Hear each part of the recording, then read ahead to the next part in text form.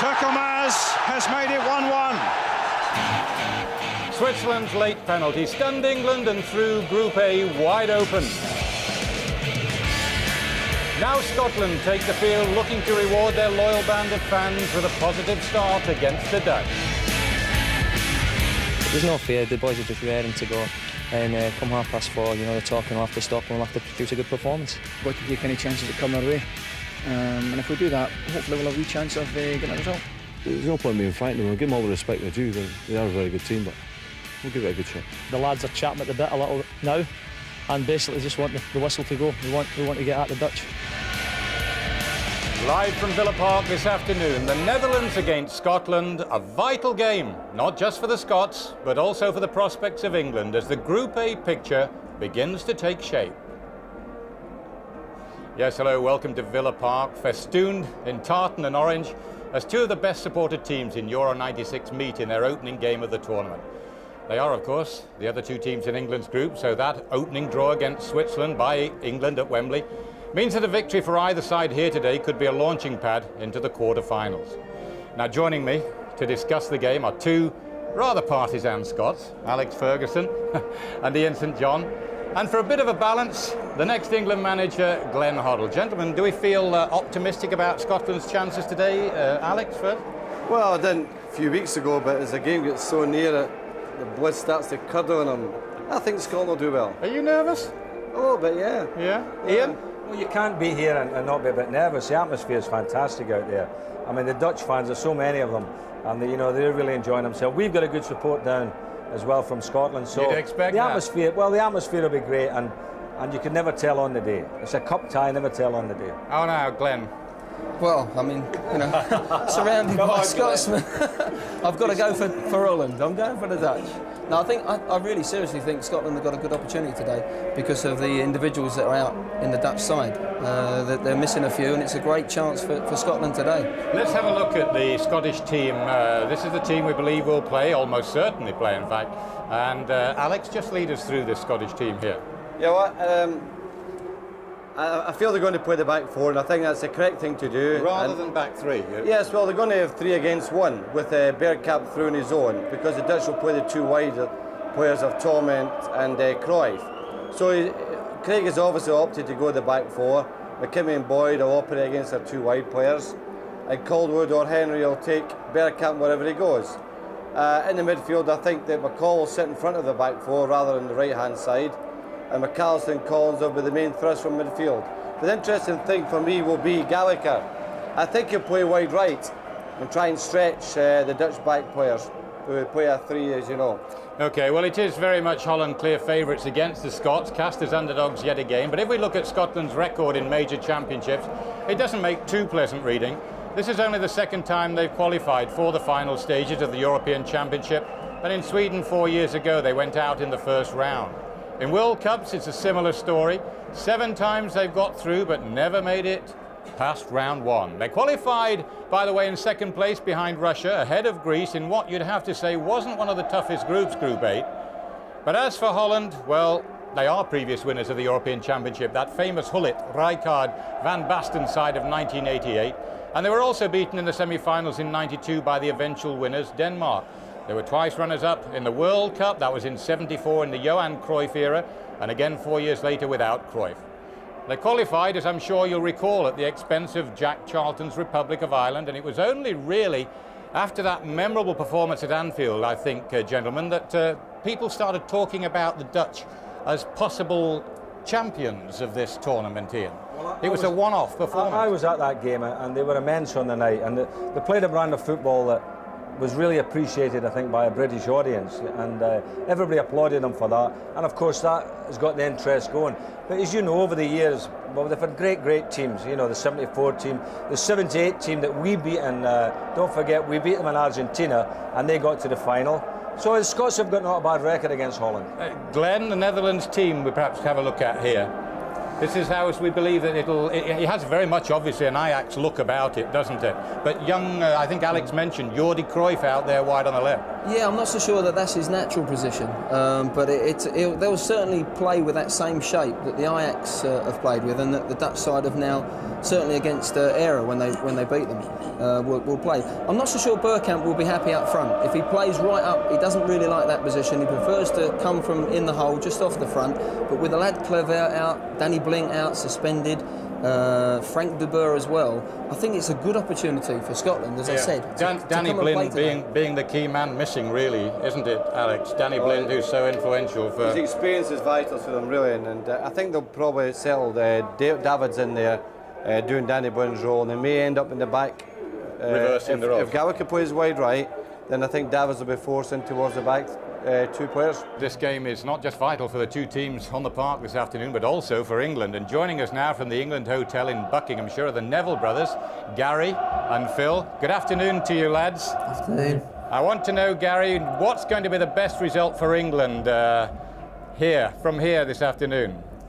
I think maybe if, in view of our result on Saturday, a draw would be a good result, then everything would be equal, and we could start again, if you like, and get a good result against Scotland next Saturday. So you're looking really, you would quite like it to be a draw? I think so, yeah. I think that would make it all equal again. Phil, what about you? How do you see it? Yeah, I think the best result for us is a draw, but I fancy Scotland to do something today with the players that the Dutch are missing. One thing you don't need, obviously, Phil, you don't need a Scottish victory, do you? Because with Scotland at Wembley on Saturday, and then, of course, it would mean England having to beat the Dutch in that last game. You don't want that, do you? No, it's going to be two hard games coming up, and we don't want Scotland to win today, and hopefully it'll be a draw. Just briefly, Gary, are you over the disappointment of that opening performance? Yeah, I think so. I think we have to be, obviously disappointed when you come off the pitch, but you have to get over that disappointment now, and there's still a long way to go. OK, thank you for the moment. We'll join you again at half-time. Thank you. We're back here at Villa Park. The seconds are ticking away to kick off, and every Scottish pulse is beginning to race. After the break, we'll be back with Holland, Scotland, the whole game live, only here on ITV.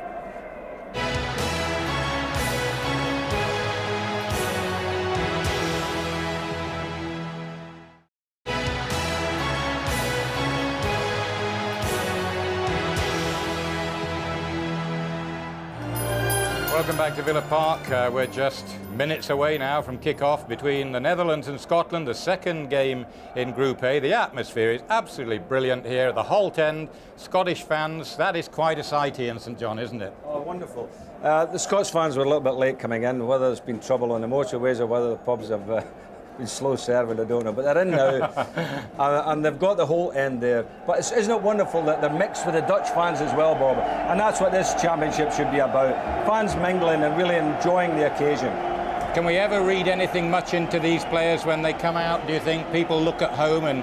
I mean, I always look for nervous tension in players, Alex. Well, I think that some people's mask it quite well, but I think they'll all have a little bit of nerves. They want the game to start. They want to get their first touch of the ball. And of course the Dutch will be insisting they get a hold of that ball immediately because that's what they're famed for. And are you going to give me a result for here? Are you going to go for one? Well, I think Scotland will do well. I think Holland, it's hard to go against them because you're going against a system that's been operating for years now. Right, Glenn, your view on this game, little final view? Yeah, I just feel that Andy Gorham could have a very big influence on the game. He's got to play well. He normally plays well in the big occasions. And if Gary McAllister can really run the midfield, then Scotland have got a bit of a chance. Are you saying they're going to win? I think Holland will win 2-1. Thank you, Glenn. Quickly in, just a draw is as good as we can get, I think. Okay. Being realistic. A draw. Okay. All right. National anthems.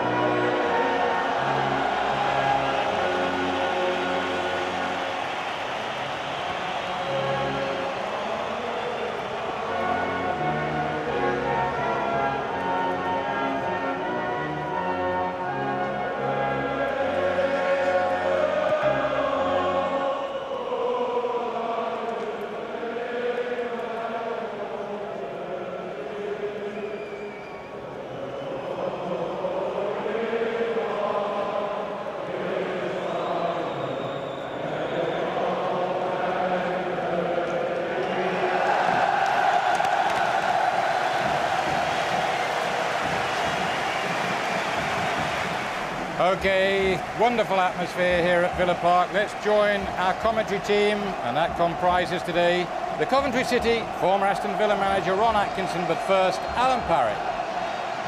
Well, the football world has written off Scotland as no hopers in these championships, but never discount what pride and patriotism can do for these men in blue jerseys. Scotland may be short on skill and star men, but they're not lacking in raw commitment. Here's Holland's team. Danny Blind suspended and Frank de Boer injured. The coach Gus Hiddink says he's lost the core of his defence and admits it's a major blow. Their places taken by Johan de Kock and Edgar Davids, who Holland would have preferred to be in midfield. And it also means that Arsenal's Dennis Bergkamp is forced to play as a conventional striker, a role that he doesn't enjoy. 4 of the team play for Ajax, another 4 of them used to. But as you've heard, Scotland's real selection dilemma was who to play in goal. And Rangers' Andy Gorham gets the vote over Jim Leighton. The team built around the traditional power base of Rangers and Celtic, and 6 players with English connections. Calderwood of Spurs, Hendry and Gallagher of Blackburn, McAllister Leeds, plus McCall, who used to play for Everton, and Gorham, once of Oldham. The real surprise is that Craig Brown, having played with a 3 centre-back system throughout most of the qualifying games, has chosen to revert to a 4-4-2 formation.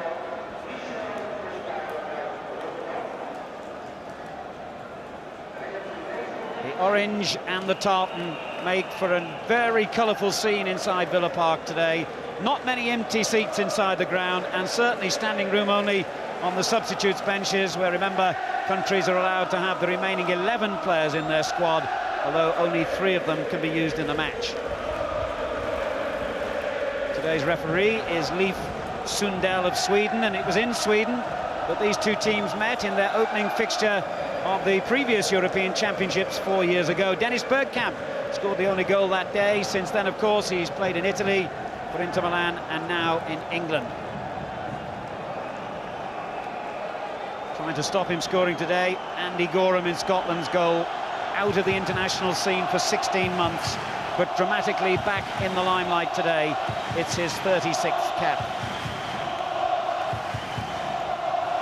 So the scene is set for the second match in Group A to begin.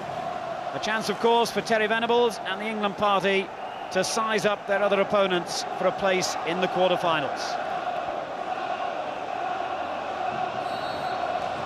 And it's Holland in their famous orange jerseys who get us underway, attacking from left to right. Scotland all in blue, and Scotland believing that this is their opportunity to prove that they're here on merit, and indeed that they intend to go further in the competition than just the opening phase, something they've never done in 8 previous attempts in World Cups and European Championships. There's a testing ball straight away for the Scottish defence. Townend almost on the end of it. Boyd managed to get it clear, and an excellent challenge by McCall relieves that immediate pressure on the Scottish goal, but the danger hasn't gone yet.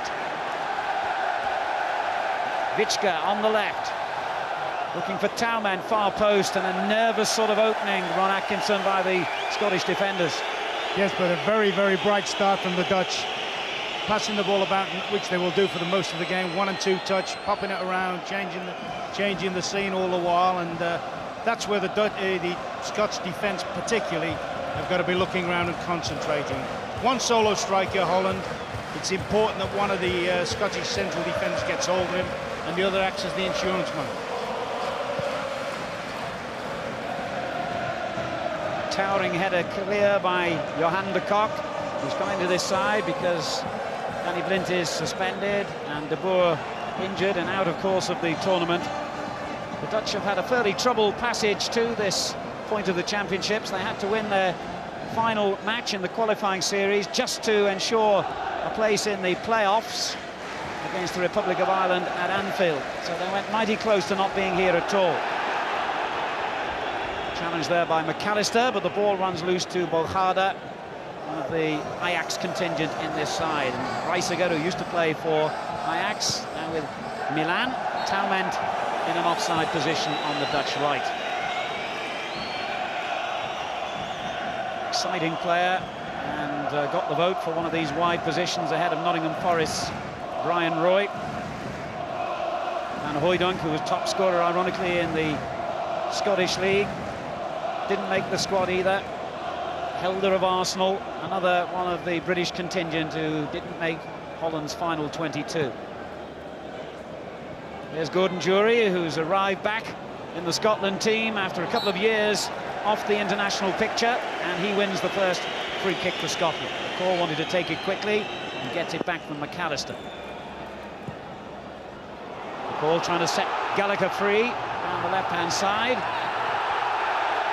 And despite the protests of the Scottish fans, the referee saw nothing wrong with that challenge by Vichka. It's a goal kick. And I think that's the reason why, or part of the reason why, Craig Brown's changed his lineup. He wants to have some flank attacking on that right-hand side.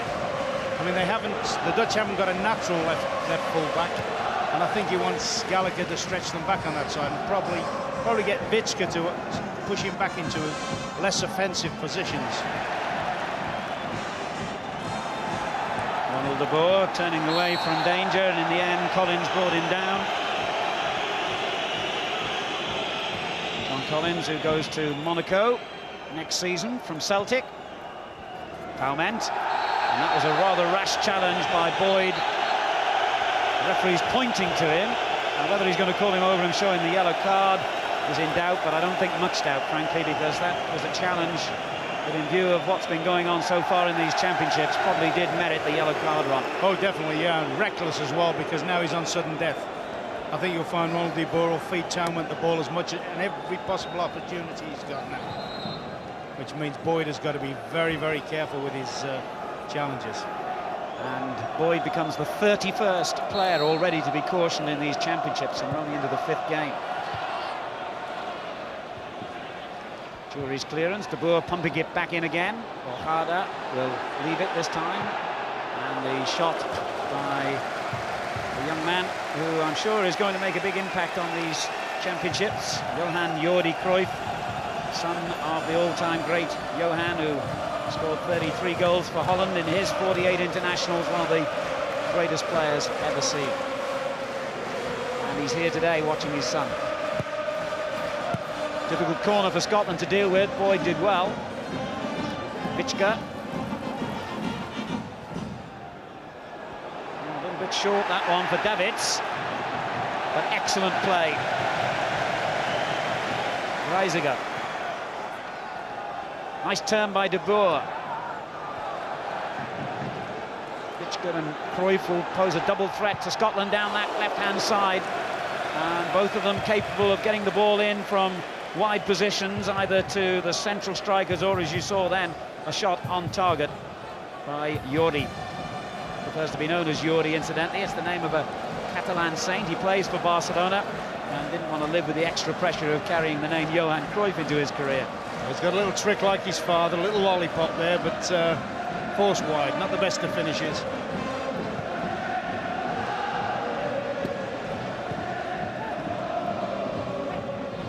Calderwood has given it away, and there's danger here, particularly with Townend in a good position in the middle if they can pull the ball back. Brilliant save by Gorham, and Townend hits the rebound over the bar. Gorham did brilliantly then, and fully justified his manager's decision to select him in that one moment, Ron. That might be the save of the tournament. In fact, I don't think you'll see a better one than that. Here you see Bergkamp completely outstripping the defence. Henry almost heads him off, picks his spot, and that's a magnificent save from Seedorf. And Townend really should have been back on target, but he's kept them well in the game, Andy Gorham there. Magnificent save. Vichka with the corner. Bohardo goes up for it, and Scotland lost it. It cleared off the line. There was a big appeal for a handball. Oh, it looked a penalty to me, that. That was every bit as much as the one at Wembley, I would guess. Scotland have had a moment there, I think. Scotland have got away with it. 6 minutes gone. They could have found themselves a goal behind, and indeed they could have conceded a penalty. McAllister coming forward. Excellent challenge by Seedorf. I think it's also fair to say it should have been a goal. I mean, it was another missed chance in actual fact, Alan, whether it was a penalty or not. Here's Townend again. Bergkamp in a good position. So too is Vichka on the far post, and Scotland in a bit of trouble again as Cruyff came in behind him. But I think that was a foul by the Dutch player. Indeed it was. And this is the moment when Scotland came perilously close to conceding a penalty. Was that handball? It certainly looked as though it might have been by Collins. Ron, what did you think? I have to say I'm not as convinced, having seen the replay, as I was looking at it, if you like, with the naked eye. My first reaction was that Collins had made a definite gesture towards the ball. I'm not so sure he did there, but in view of what happened at Wembley and in view of the fact that referees are excitable as well in a game like this, that is a big sort of burst of luck there for Scotland. Yes, I bet Stuart Pearce, watching this game, will think, well, if I'd have had that kind of luck or judgment from the referee, England might have won their first game. Reisiger, Davids. It's actually a brilliant start from Holland. Yes, they really have settled into this game instantly. I mean, not only have they passed the ball about patiently, they've also been incisive. They've had 2 or 3 very good opportunities already. And that magnificent save by Gorham from Seedorf early on. McAllister. Scotland have got to get moving, got to get motoring to get their confidence back again after a start that must have worried them intensely. Jordi. First time ball by Seedorf, just caught offside. I'm just looking at this now, whether they've been doing a lot of work on this Scottish team. They seem as if they're prepared to play with a high back line, you know, they're pushing up a little bit. There's the chance again, that's a penalty. I think he's very, very lucky looking at it from that angle. John Collins is very, very unlucky not to concede that. Sorry, that he's got away with it. Indeed. But looking at the Scottish team, they're playing with a very high back 4, you know. I mean, they've been playing with the back 3 in previous games. They've changed to a back 4, and they're leaving an awful lot of space behind them. I mean, all fairness to Calderwood, he's not the quickest in the world. Henry can devour the sort of ground, but any sort of run from midfield is going to disturb him. Scotland had one of the best records defensively in the qualifiers of any nation to get to this stage of Euro 96. They only let in 3 goals in their 10 qualifying games. Scoring goals has been Scotland's big problem. No Duncan Ferguson as well to help them in that department. And Paul McStay and also Alan McLaren, notable absentees from the Scottish squad in these championships, all out injured. The Dutch winners in 1988, remember, and they lost their opening game that time. This is Volgade for them. Reached the quarter-finals of the World Cup 2 years ago. Remember Holland, and only lost narrowly against Brazil. And we all recall the great Dutch team of the 70s, which reached successive World Cup finals in 1974 and 1978. They have in this squad the nucleus of a very young team that the country believes will serve them well for the next 6 years or so. Okay, so Glenn Hoddle was saying before the game about Bergkamp wouldn't be entirely happy with playing as the out-and-out frontman. But I think what you'll find will happen as the game develops, Bergkamp will often pull towards the ball and let either Seedorf or even Ron de Boer, who actually played against England in that ill-fated night, if you like, in Rotterdam, actually played centre-forward in that game. But they've got midfield players that are well adept at getting past the front people. Well, Scotland have hardly had a sniff in the Dutch half as yet. But the important thing is their goal's intact. They could have been 2 down and out of sight by now, but they're not. And that football works funny. They'll get their time if they can stay in the game. This is de Kock for Holland. Pursued by Jury. And Vichka just let it run on to Jordi. Vichka again. The sort of passing ability we have come to expect from Dutch players. Reisiger. Townend ahead of him. De Boer sets one up. And Davids just went one challenge too many. He's left a big hole now in the defensive position he's come out of, but Reisiger was so quick to fill that hole. The Dutch invented what was termed total football in the 70s, with players able to adapt to a variety of different positions on the field, and they all look so comfortable no matter where they receive the ball, no matter what their job. Here's Taument. Boyd having problems staying with him, and the cross is a useful one. And as it was headed back in by Seedorf, Scotland were in a bit of trouble to get it clear, and McKimmie has conceded a throw. Stuart McKimmie of Aberdeen, who won the Scottish Coca-Cola Cup final last season, 33 now. Scotland, as Bob Wilson mentioned, have officially the oldest squad in these championships with an average age of 29. Hendry with a towering header clear from De Boer.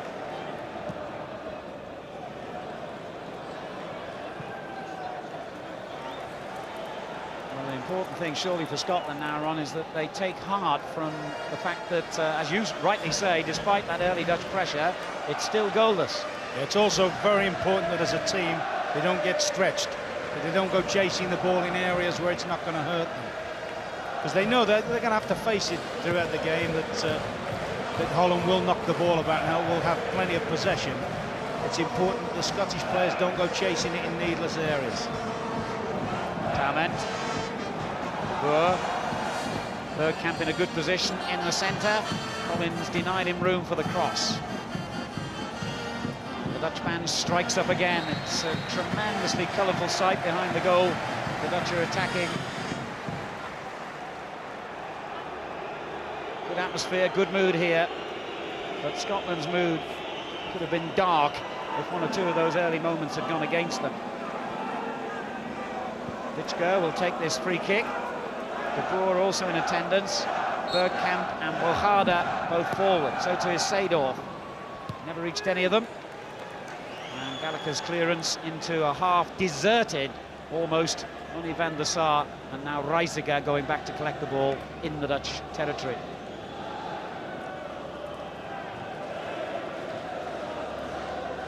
Davids. You talked about total footballers from Holland. I mean, Davids is a first-class example. I mean, sometimes you see him playing, I have seen him playing as an out-and-out left winger. Now he's playing as the man that drops into the back four. Here's a moment to get the Scottish fans off their seats, perhaps. Collins in possession, they're backing away dangerously here, and certainly they invited the shot. Van der Sar with a one-armed save, an unorthodox piece of goalkeeping, but effective. And Boyd has it back. This is better for Scotland. This will lift their confidence. Gordon Jury. Boyd has continued his run and got into the penalty area. Collins in support.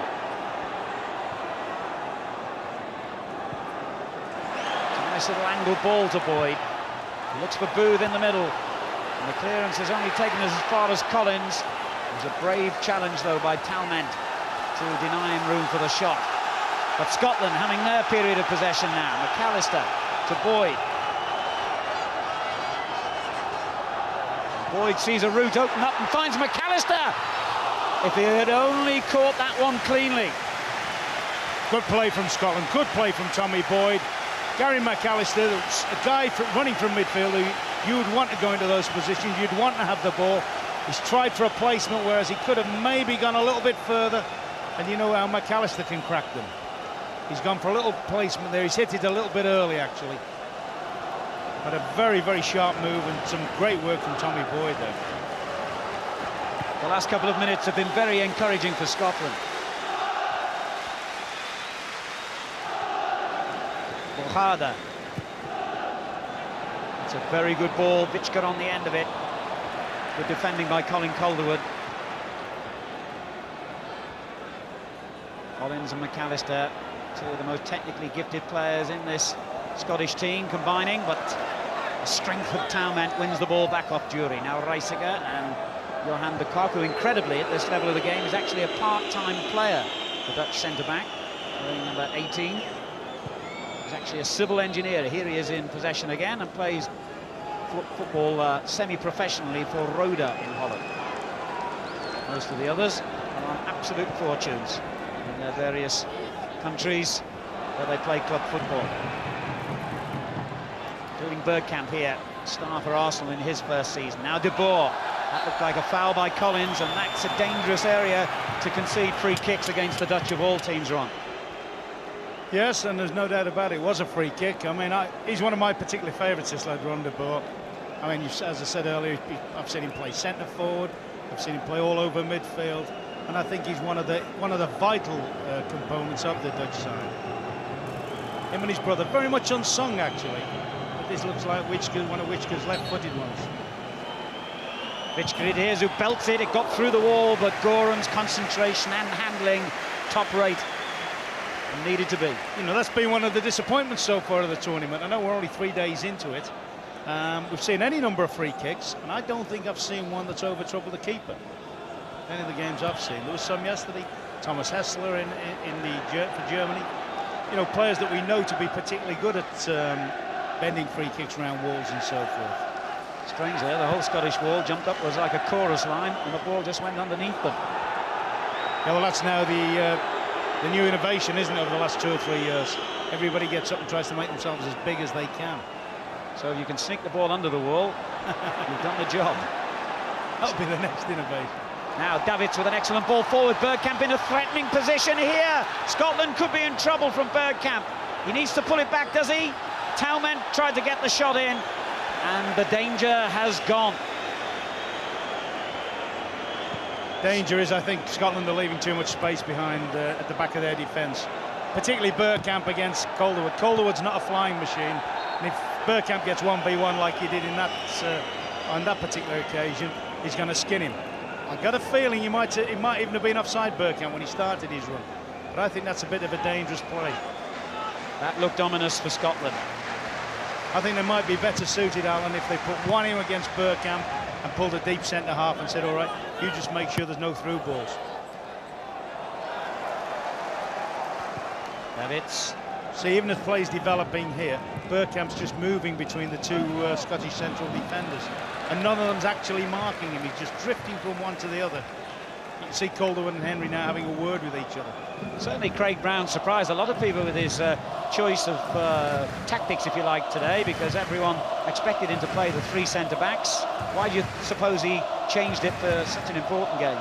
I think the reason is, I think he probably thought that if he did have 3 centre-backs, I think I heard Alex Ferguson mention it actually before the game, that if he has 3 centre-backs, sometimes there's a tendency for 3 to sit in there against 1 central striker, and they waste the player. But if they're playing the way they're playing, let's just see this finish.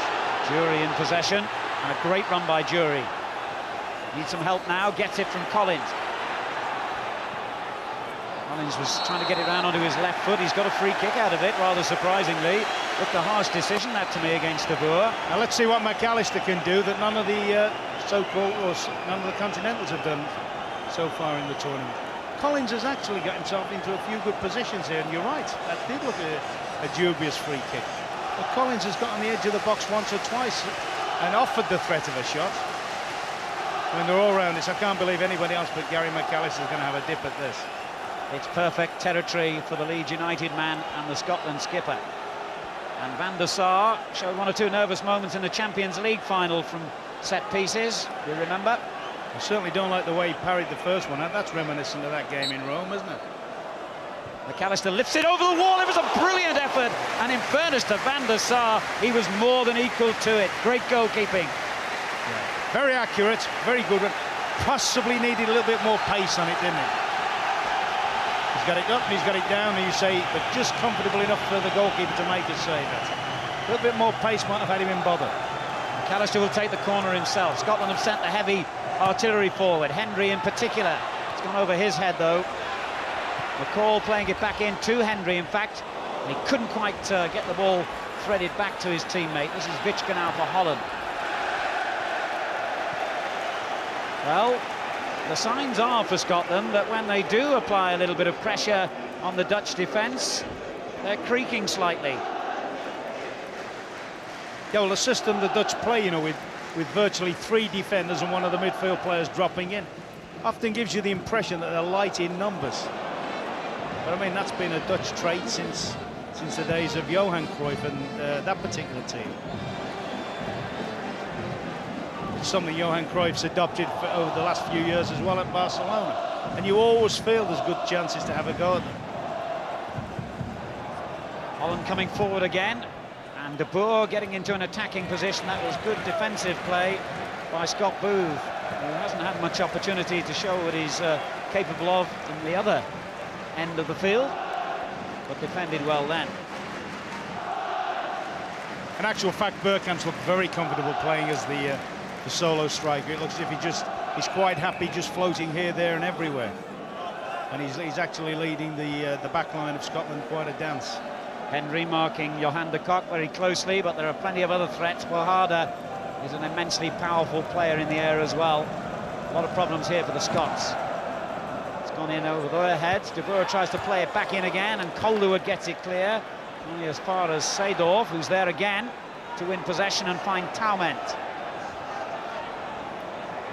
Vichka, lovely little reverse ball to Taument. Still 5 forward here for Holland. Taument went down rather theatrically then, and Collins is trying to say to the referee that was a dive. Yeah, he exaggerated it, but I think it was a free kick. Initially, yes. It was a free kick, Alan. He's blocked him off. He's got under him. I think it was the little bit of, as you say, theatrical business at the end that upset Collins. But on all the set plays, it's noticeable that they try and aim for the space that Henry's not. I mean, de Kock gets against him, and I think you'll try and run Henry out the way here. Whipped into that near post again, and danger for Scotland once more, and it was a brilliant challenge by McCall that rescued them once again. De Kock poised, he's injured himself in the process, and it looked another goal. Odds on here. Brilliant tackle by McCall as Gorham slid in. Great retrieving that, but it's surprising how many problems they're having of just, if you like, bread and butter set plays. There's a deep cross, De Boer heading it back into the danger zone, and Bergkamp couldn't get it through the crowd of players. Scotland continue to live dangerously, but it's not out of choice. Reisiger with a very short back pass there, and Vichka complaining that as he played the ball back to his keeper, Gallagher just caught him.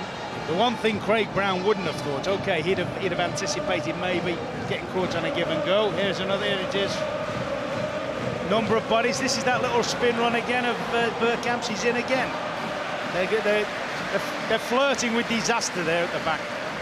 But what surprised me, what I was saying must surprise, or must annoy Craig Brown, is they've been picked off now, I think it's on 3 occasions, from bread and butter set plays. Good delivery, good movement, the sort of thing they face in league football day in and day out, week in and week out. You know, they're moving Henry away, they're aiming for the space he's not.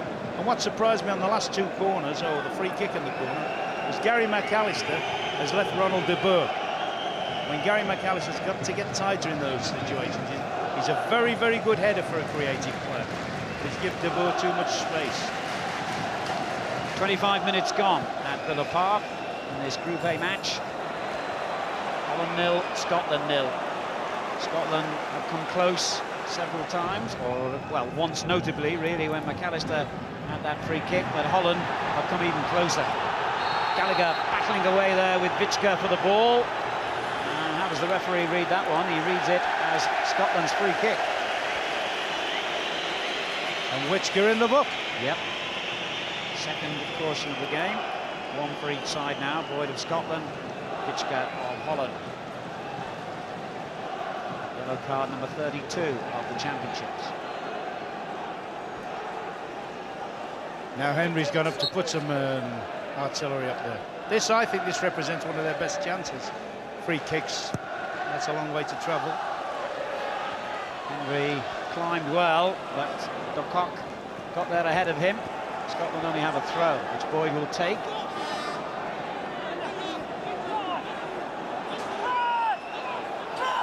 Not enough movement really for Boyd. He hasn't got a target to pick out at the moment.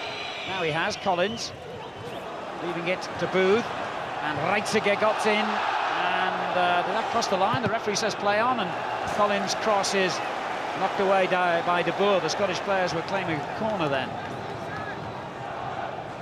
Instead they've got a throw, which John Collins will take, or is it a corner? It is a throw in that Collins wanted the corner. Probably felt he could hit Henry better with it.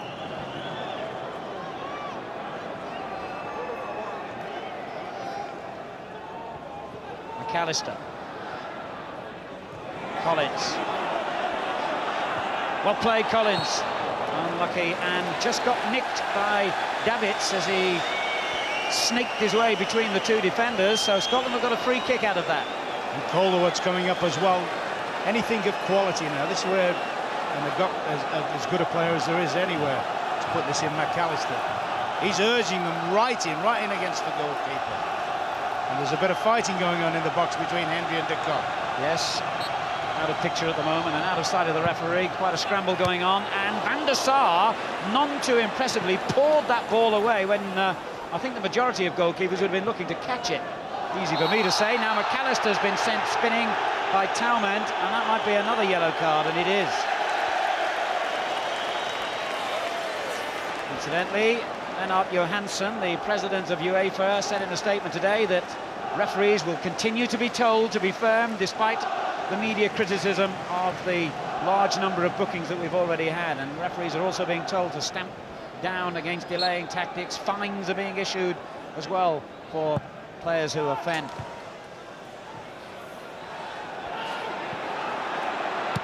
The clearance by Seedorf. Collins.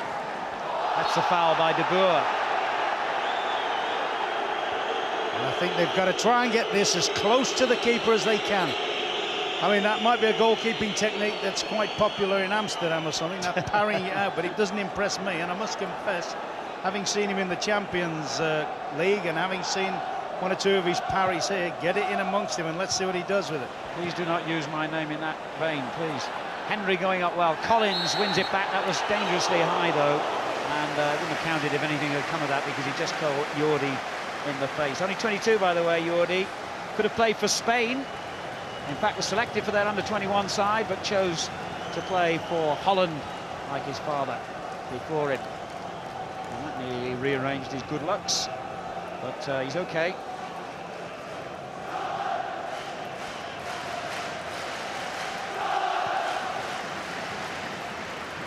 Bergkamp got a little nudge in the background from Calderwood. Touch of the North London derby feeling about that challenge.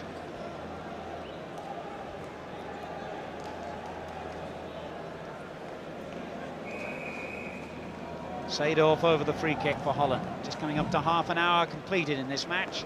Still goalless. Davids, trot on the ball. Collins still couldn't win it off. A brilliant play by Davids. And then Hendry clattered him to the ground. The referee has said play on. Seedorf beaten to it by McAllister. Now Jury hasn't seen much of the ball yet, nor indeed has Scott Booth, Scotland's frontman. Not seeing much of it at all, and then McCall gives it away. Bergkamp miscontrols it, and Scotland grateful.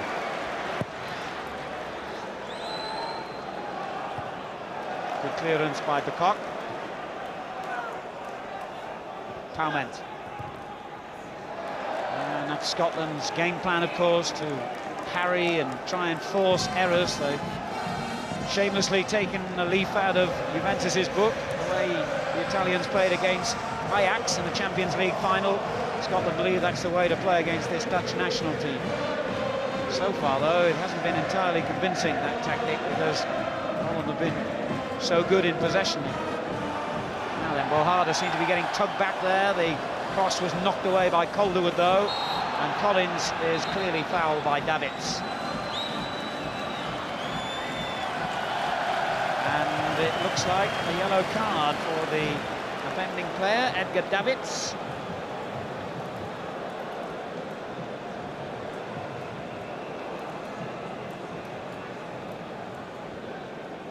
Or was it the challenge on Gallagher that he got it for on? Did you see that clearly? It wasn't very... the referee wasn't very clear. I got a feeling he booked Gallagher, actually, after the incident when he was sort of shirt tugging.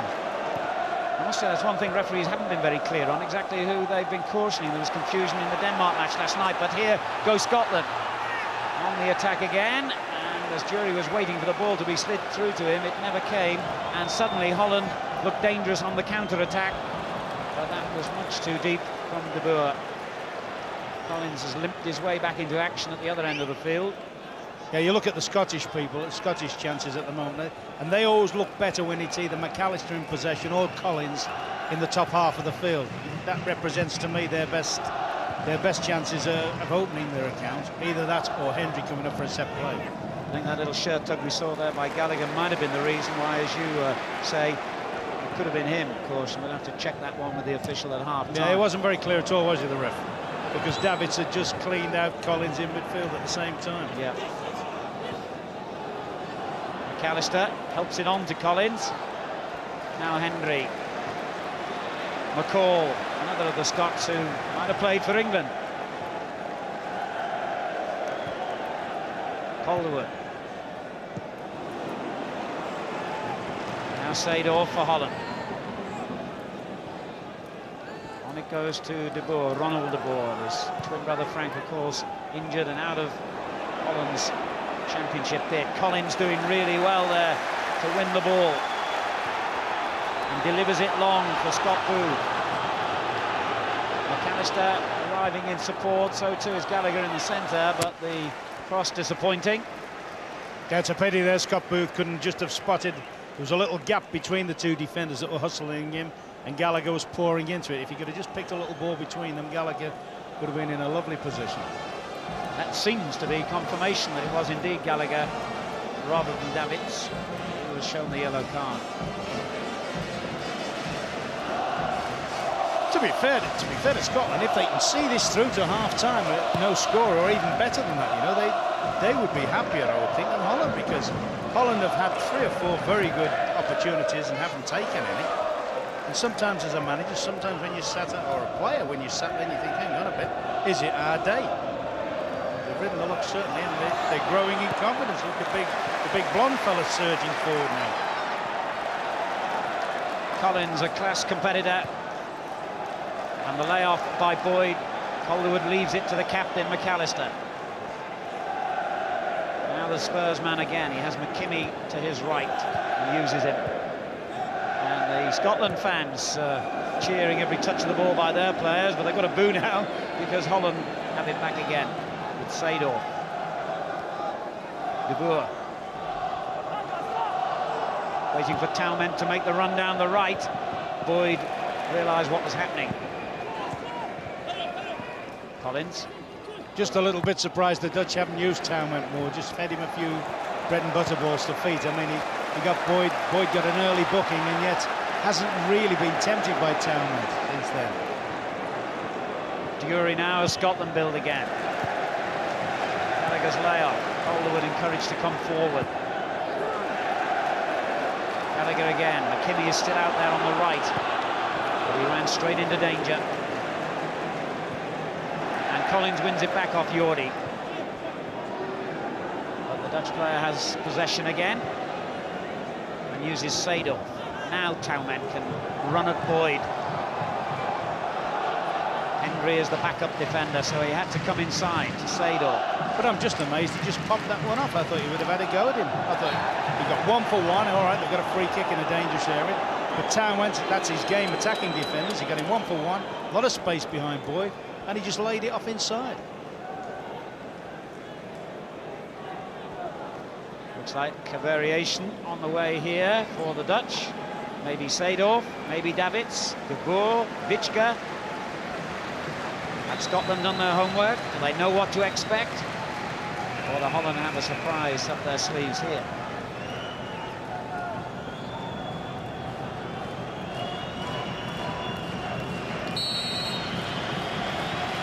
It is Vichka, and it's a very well-struck effort, but was always travelling too high by Richard Vichka, who made a couple of appearances with Blackburn Rovers the season they won the championship as a substitute. He was on loan from Barcelona at the time, just moved back to Ajax after 2 years with the French team Bordeaux, for whom he played in the UEFA Cup final. Gus Hiddink, who took over halfway through the qualifying competition as Dutch coach, has changed to a more youthful team, based unashamedly on Ajax.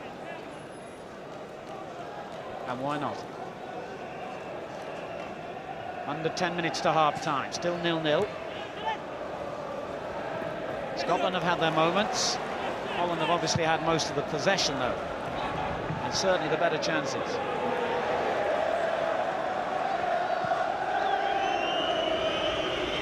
Yeah, you said we haven't seen much from the Scottish strikers as an attacking force, but I think we're just seeing what they're doing there an awful lot. Jury and Booth spending an awful lot of their time trying to sort of make sure that the Ajax backline don't come out with the ball. Well, there were a couple of really strong challenges in that little build-up, as a result of which Jury is in some agony.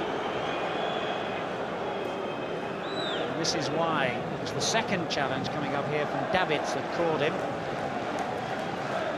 Jury, former Chelsea and Spurs player, rediscovered his best form late on in the day to earn a place in the squad. It is hat-trick for Rangers in the Scottish Cup final against Hearts. Did his cause no harm at all. He scored also in the friendly in Colombia just before the championships began. Calderwood with the free kick. 8 minutes of the first half remaining. Turned back in by McAllister. Gallagher couldn't reach it. Vichka clear. Jordi with a brilliant ball, hooked over his own shoulder to Seedorf. Bergkamp is ahead of him. And De Boer also in support now. But surrounded by blue jerseys, and a very good tackle by Hendry, who didn't really want the ball played back to him in that situation by McKinney. Scotland relieved to get a free kick. Here's Scott Booth, the Aberdeen striker.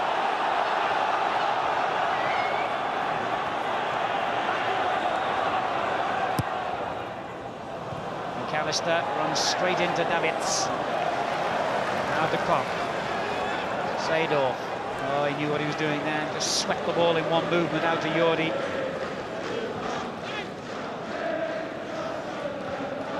Always been a brilliant blend, the Dutch, of almost Brazilian technique and European hardness. And Reisiger comes forward for them here. Bergkamp touches it straight to Henry, to Scotland's relief. And that's a bit of the European hardness I was talking about, as Seedorf came in and clattered his man from behind then. And Scott Booth looking plaintively towards the referee, wondering if another card might be on its way. No, just a free kick. McAllister has possession. There's one trying to use the pace down the right of Kevin Gallagher, but didn't give him much hope really with that ball. Kevin Gallagher, who's back in the squad after a couple of years of injury problems, 2 broken legs. Played in the last European Championships for Scotland 4 years ago. And Scotland actually played quite well, although they went out after the first phase. 5 minutes to half-time here in their opening game of Euro '96. Tremendous work by Jury to deny Johan de Kock.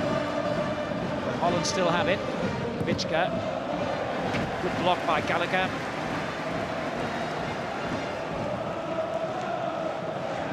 A draw from this match would be a tremendous result for Scotland. They believe they can beat Switzerland, and of course, if you happen to have had a package holiday on Mars, I can remind you that England play Scotland at Wembley on Saturday, and that's a match in which anything could happen. I think that will be a unique match in these championships. There won't be any other game that will be quite like that one. Gorham's clearance over the head of Collins. Now Reisiger. Taument. Came off Collins, but I think it was a foul by Taument before that, yes. Scotland's free kick.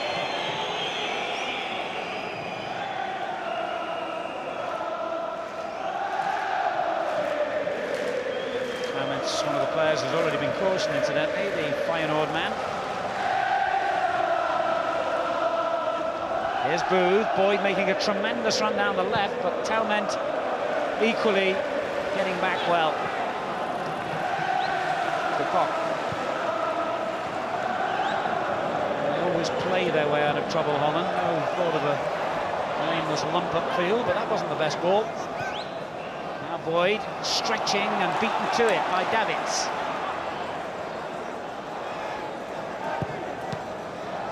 McCall just got in the way. Gets it again. And Seedorf beaten by Gallagher now. McAllister, nice little ball on for McCall. They've got possibilities here, Scotland. 4 in this attack. Scott Booth in possession. Gallagher, a Jury in the middle, and McAllister arriving edge of the box. The cross was always too close to Van der Sar, sadly. Davids for Holland.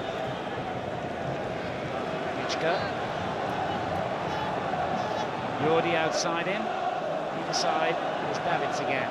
De Boer has Talment to the right. Jordi far post, Bergkamp 6-yard box. And I think that flicked off a Scottish defender. So it's a corner. I think he's got to do that more often if Holland are going to have any joy in the top half of the field in the last third. Talmont's got to be prepared to engage and have a go at Tommy Boyd a lot more. Strangely enough, in the last few minutes, there's quite a lot of unforced errors, if you like, have crept into the Dutch play. Once or twice they've given the ball away, most uncharacteristically, but this has been one of their best avenues at the moment, corners. De Boer will take this one. Boharder lets it run on, and that turned out to be a mistake as Jury hooked it away from danger. Leipzig in a chase here, and that was good pressure by Gordon Jury. He must have run, well, 100 yards almost there to close down his opponent.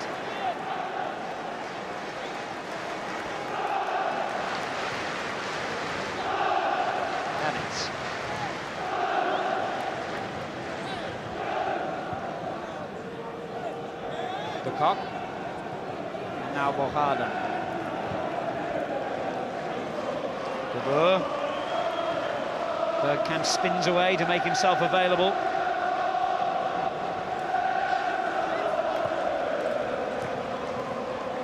Seedorf. And again. Good defending from Scotland. However, Holland have it back, and De Boer's in a good position here. They had to block that cross. Still danger, though. Brilliant run, and Calderwood in the end with a very important interception. Scotland under some pressure here late on in the half. Vital they hold on here with only 30 seconds of time remaining, and whatever the referee decides to add. Davids for Holland. Good ball for De Boer. Got away from McAllister. And lines up the shot, perhaps. Calderwood again with an important interception. And there's a long ball by McAllister for Booth to chase. Boharder seemed to be tugging him back. He needs some help here, does he? And he's getting it now from Jury, and also behind him from Gallagher. And McAllister's in a great position for Scotland here. Can he make something of it? Immediately he crossed. The linesman raised his flag. Offside against Scott Booth in the middle. But a promising attack by Scotland, right?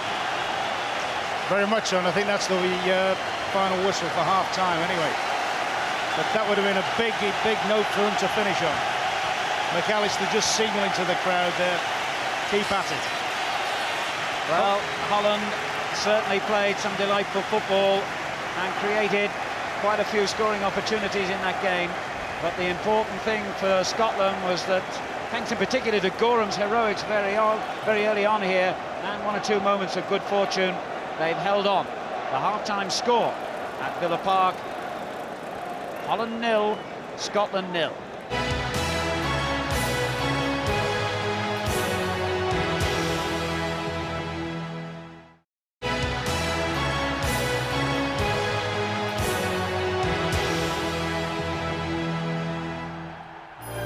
Welcome back to Villa Park, where the half-time score is Holland 0, Scotland 0, and I think, gentlemen, the first thing we need to say, Alex, is terrific to watch, terrific game. Marvellous. Dutch had a great start to the game, but when Scotland started getting into their half, they started playing well too. And there's been a lot of incidents There's been some great football, and it's been a marvellous, entertaining match. Starting, Ian, first of all, with Andy Gorham. I know there's a choice for Craig Brown about him or Jim Leighton, but what a truly magnificent save, one of the great saves. It was a nervous start to proceedings for Scotland. You know, the early minutes, the Dutch looked as if they could have gone a couple up. And it was a great run by Bergkamp, seed off with the shot there, and the goalkeeper made a great save. But it's a wonderful barrier save, isn't it? That's a super save, Bob. I mean, I said before the game that I felt that Andy Gorham was going to be a key figure, but they've got behind the Scottish defence, but it's a tremendous reactions. Look at that, so early in the game as well. So that was important. It led to that corner. You see the ball going out there, Alex, and from the corner, I mean, it was the old heart-in-mouth job, because was it a penalty or not? Now, you're totally unbiased here. I want you to be totally unbiased here. The one thing about the corner kicks have been tremendous deliveries, and you see it come across. It's hit off McKimmie first and Johns. But it wasn't two hands, and I think in the European football... on Saturday, the two-hander, wasn't it? Yeah. The one-hander. Now that's a clear penalty, isn't it, without any doubt? Glenn, it's a definite penalty, really, and they were lucky to get away with it. Unsighted. Now, the point there is that Scotland, as you mentioned, Alex, they weathered the storm, started to come back, and there was... the nice thing was, it wasn't just a free kick chance, it was a lovely move that led up to... They played some great football, and Tommy Boy's got on the ball here. He's cut in and he sees the way just as here he comes now. Gary McCall's a tremendous run. I think he could have taken on a yard, you know, and he may have opened up the goal for himself. But he's taking it early, and you can't blame him. You love to take free kicks, Glenn. You'd appreciate this. Yeah, that's a super free kick. He's got it up and down very quickly, and let's face it, the keeper's Sarah's had to really full stretch to make a good save there, and. I think Scotland have had a good little nibbles there. I think they're not out of this game. Really they're not out of this game yet. It's been an exciting game, but they're not out of it. Having said that, I mean, again, towards the end, there were a couple more chances, Ian, weren't there, that went Holland's way. Playing against Holland, you're going to be up against it, aren't you? There are going to be times where they carve you up, and they've done that with Scotland quite a few times. This was a great tackle, I have to say this, by McCall, who read the situation there, got the tackle in and just slid the ball away clean as a whistle. That was terrific. And then comes a corner, Alex, and another little chance. Another one, and I must say this, it's happened twice for Gary McCall, so he's not done well defensively. And a man of his experience really should be doing better than that. Great defending in numbers, isn't it? Oh yeah, well there's a bit of ricocheting of the ball and there's a bit of luck too, but there's nothing wrong with that. I counted about 7 or 8 there, Glenn, in blue shirt. I think it was from the corner, so I think they've had 2 on the post and they've had enough players back there, so that you have to defend in desperation sometimes, and they got the good fortune when they needed it. But don't you think, as a team, that Scotland are working very well as a team? They're working as a great unit. You know, they're up and back together, and I think that they're showing a great attitude today. All right, thank you for the moment. I think we said it might be a penalty. After the break, we'll get the views of Gary and Phil Neville of England, plus the second half here of Holland against Scotland live.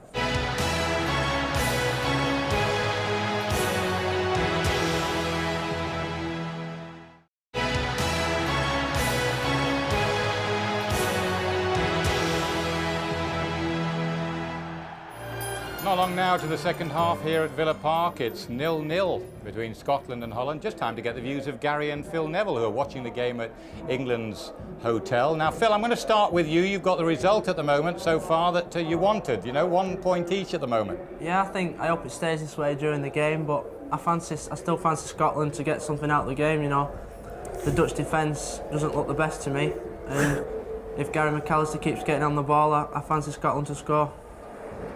I've got the boss for you, Gary. I've got your boss, Alex Ferguson, for you. Never mind shaking your head, Phil. Now tell me, I'm looking at the pace of the game tonight, and I know Wembley is such a hard place and a hot day. How were you feeling in the second half on Saturday, Gary? Personally, I felt a little bit tired. I think I'd not trained for 11 days from the Hong Kong trip to the Thursday before the game, because I picked up a bit of a thigh strain, and maybe it was down to that, I think. I think probably the game will bring a few of you on, really.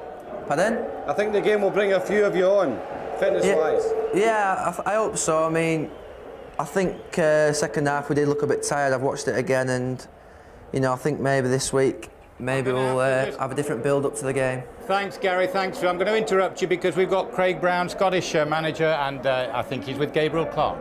Craig, living on the edge early on perhaps, but what's your verdict overall? Yes, obviously we were struggling in the first 15 minutes, but we've settled quite well. I've replaced Scott Booth by John Spencer, who will hold it in a bit better, we hope, and we're beginning to get more optimistic. We've created 1 or 2 chances. Can you find that goal from somewhere? Well, we hope so. The goal would be a great relief to us, and I think we'd take the pressure off us if we could score. But we're defending very, very well. I don't think we deserve any criticism for the way we're defending, although we're allowing too much initiative in the middle of the park to the Dutch team. That will change in the second half, I hope. Let's hope so, Craig. Thanks very much. Thanks very much. We're about to go again here for the second half. Back to Ron Atkinson and Alan Parry. Thank you, Bob. And just to confirm that change that Craig Brown referred to there, John Spencer, there he is, wearing number 7, the Chelsea player, top scorer for Chelsea last season, in fact, replacing Scott Booth. And one assumes he will just fit automatically into that role, although he scored most of his goals for Chelsea from a position just behind the strikers. He has never actually scored for Scotland, incidentally, in his 11 previous internationals. Spencer on for Booth, the only change, as far as we can see, on either side. And just looking around quickly, the Dutch, I can confirm that. Scotland now attacking the goal to our right, behind which thousands of noisy and colourful Dutch supporters are gathered. So can this new-look Scottish attack unlock a very, very impressive Netherlands defence, which, apart from free kicks and that lovely move involving Boyd and McAllister, have looked fairly comfortable. Seedorf beaten to it, though, by Gallagher, who's worked really hard, as indeed all the Scottish players have. Against a team of such talent in possession, you've got to keep working. Here's Spencer. Tries to set it up for McAllister. And he hit that one with power, but unfortunately not the accuracy to match. Good start, though, by Scotland, Ron. Yeah, I mean, that's a nice little start for John Spencer. He's set up, he's teed him up here, and I think that Gary McAllister would expect to be on target there with his ability. I think you have to give Davids just a little bit of credit there. Just managed to do enough to put him off from the back. 4 goals in his international career so far for Gary McAllister. This is his 41st cap for Scotland today.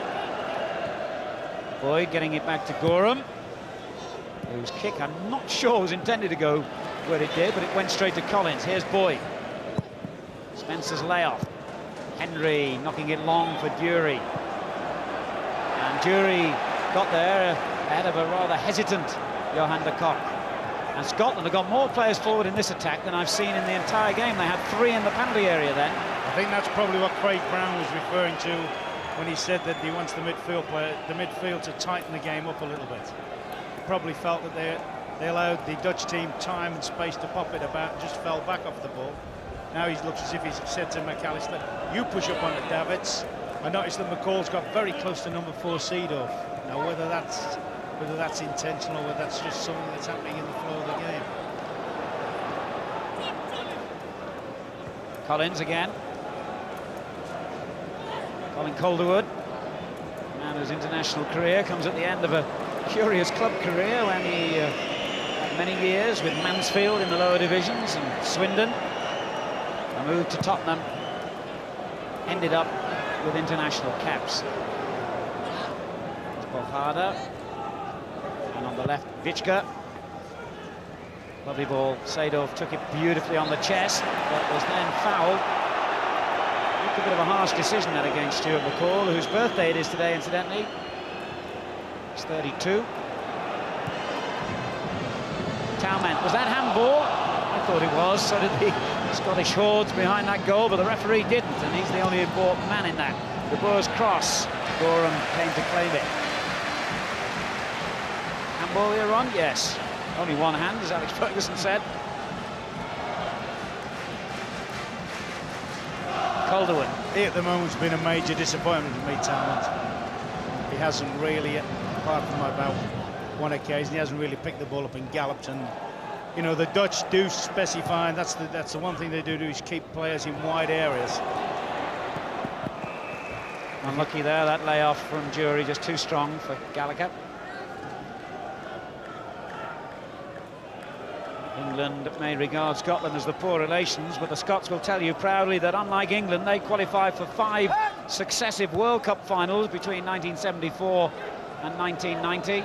This is only their second attempt at the final stages of the European Championships, as Spencer tries an attempt that might have caught Van der Sar on the hop, but didn't. Isn't it true, though, most Englishmen will say that the only way to really qualify is as Holland has done? But I think that's only happened once, if I'm not mistaken, by England. And by Scotland? I'm not entering into that. No, it's a great record, you're right. It's a great record, the number of times they qualify. It is, of course, a cruel joke told that Scottish players are usually home before their postcards in these championships. They're determined to change that this time. Here's Jordi for Holland, and straight into trouble. McKimmie did well. Vichka sweeps it out to De Boer on the right. Boyd barring the way to goal, but he's got inside him. Oh, brilliant play by De Boer! Excellent effort by Ronald De Boer. Began as a striker and looked as though he remembered a little bit of the upbringing then. I mean, a good strong run. They've managed to force him off to his less favoured foot, and he hasn't really got round it. But I mean, for me, I said in the first half, I think he's an excellent technical player. Pretty much an unsung player for them. His father, Kees, was also a Dutch international. Both his sons made it into the squad. Here's Spencer, who's made a lively start here as Scotland's substitute, but doesn't win the free kick he was hoping for then. He'll have been a bit stung as well, John Spencer. I mean, to all intents and purposes, he looked the first choice striker alongside Gordon Jury. Didn't get the nod, probably a little bit hurt before the game, so he's come on with a little bit of, if you like, a little bit of a fizz pop there. And he's a fiery little character at the best of times. If he's got that fire in his belly, then he could cause Holland some problems. Former Glasgow Rangers player. Yeah, they've got the incentive of wanting to open the group as well with a good result, good positive result, and also to make sure they're in for the big one on Saturday. Henry for Scotland. Down the left touchline, aimed at McAllister. Reisiger saw the danger. That was a dangerous ball, hooked back in, and Spencer almost got there. A last-ditch challenge by de Kock prevented what might well have been a real goal-scoring opportunity for John Spencer. More or less did he by inches, didn't he, the Dutch central defender? Just about got the last nick on Spencer. He's only 5'5", Spencer, so de Kock was about 6'4", certainly had plenty to spare in that respect. Scotland have started this half well. They're hustling and hassling the Dutch players, and they look a bit troubled at the moment. Gallagher. Was that a foul? Oh, well, I must say I thought so, but the referee didn't. I think what you hit a key word there, respect. I think what Craig Brown's probably said is, hey, come on. Well, that's the one they look for, the one over the top. To Towman. Where Towman can catch his pace. Coming into the middle is Seedorf. Had he headed that any other way other than downwards, which I think the coaches will tell you always should do, that would have been a goal. Well, that's another let-off. I'm just thinking how well Scotland had started the game. The first attempt, they've managed to get Towman in at the back of the defence. A quality ball. Seedorf arriving late into the box. Absolute sitter missed. Absolutely. Just moved from Sampdoria in Italy to Real Madrid in Spain. Clarence Seedorf began inevitably at Ajax. And beaten in that challenge. Wanted a free kick, but didn't get one. Good tackle by Collins. The long ball for Jury is magnificent. Spencer and Gallagher both up in attack as well. And Gallagher came in bravely against Vichka. Now did that go off the Dutch player? The linesman has said play on, so presumably didn't even cross the line. Vichka attacking with pace down the left.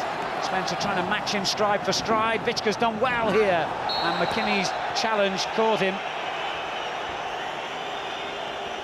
Stuart McKimmie, who I was reading a foreign magazine previewing these championships, described McKimmie as a little too rough in his activities. I think this is what they meant. Here's De Boer. Towment. Daditz. They're backing away. They shouldn't do that. Henry didn't. Well played, Jury. Now McAllister. If he launches this quickly, and he has, Spencer's in a good position. Bojada, the defender. Jury has got forward, and here he is. Spencer again, outside of the foot, looking for Gallagher, edge of the box. Scotland have really started well in this half, and the game has opened up now. Not that it was anything other than very entertaining in the first half, but it's promising to be even better. Seedorf. Outside him is Talment. And in support, Bergkamp. Seedorf again. Overplayed. Absolutely, a 1-2 too many. Setting up play was excellent, but they overplayed at the end. Bojada. Seedorf. Bergkamp with a poor layoff. McAllister wins it back for Scotland. Oh, well played, Gary McAllister. Now McCall. McAllister continues in possession and finds Jury. Oh, brilliant ball by Jury to Boyd.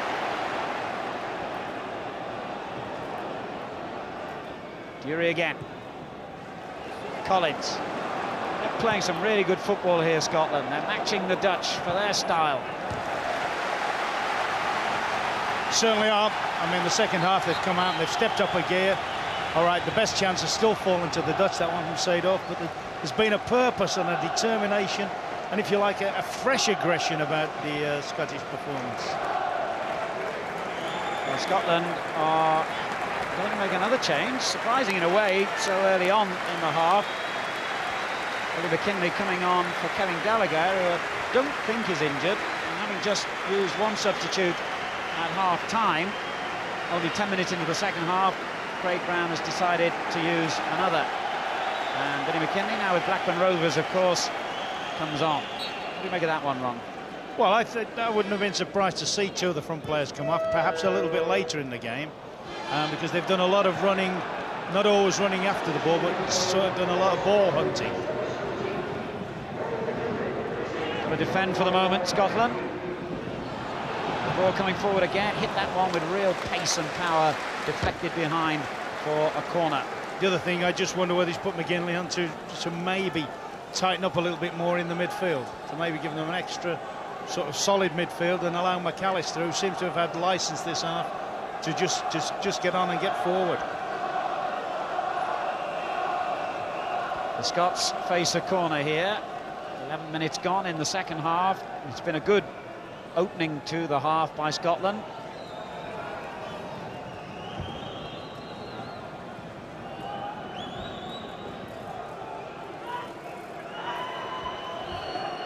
Bojada making a run and headed away by McAllister. Reisiger. And now Davids. And the band plays on for Holland as Bojada takes them into attack again.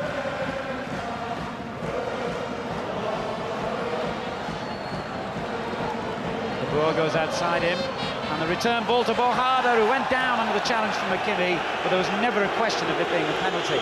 The Dutch fans, needless to say, don't agree. No, not even a semblance that time. I noticed on the corners there, that's good spotters from Craig Brown. I noticed on the last corner that Tommy Boyd had got the responsibility of looking after Ronald de Boer. Looks as if Gary McAllister's been relieved of that responsibility. Scotland, remember, can only use one further substitute.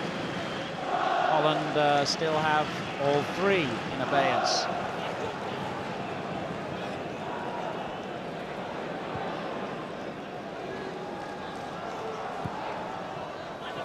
Jordi. And now De Boer. McAllister doing really well, but De Boer's done even better. He's an easy player, isn't he? An easy player, easy on the eye of the ball. Seedorf and Talment combine on the Dutch right. And De Boer's always there, always available for the little pass, and then helps it on.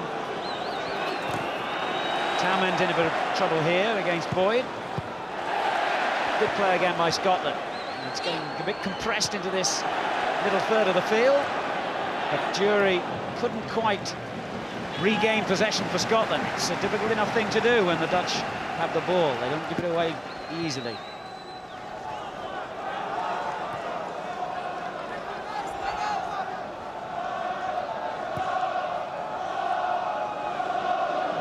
De Kock tries to open it up with a ball out to the right, but it was a poor ball by Johan de Kock.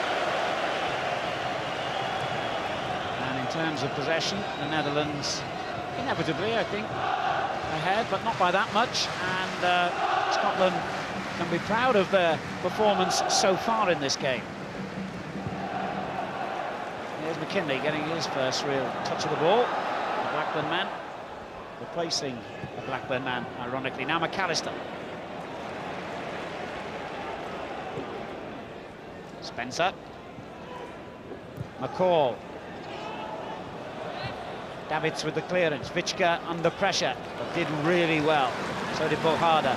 And as ever, De Boer's just there to receive it. He seems to be a master at finding space, and that could have been a dangerous ball, but Gorham was well ahead of the game. Yeah, he's read the script there well, Andy Gorham. That's quite a promising move from the Dutch. An hour of the game gone at Villa Park. It's Holland 0, Scotland 0. Jury in possession for the Scots. Spencer inside the penalty area.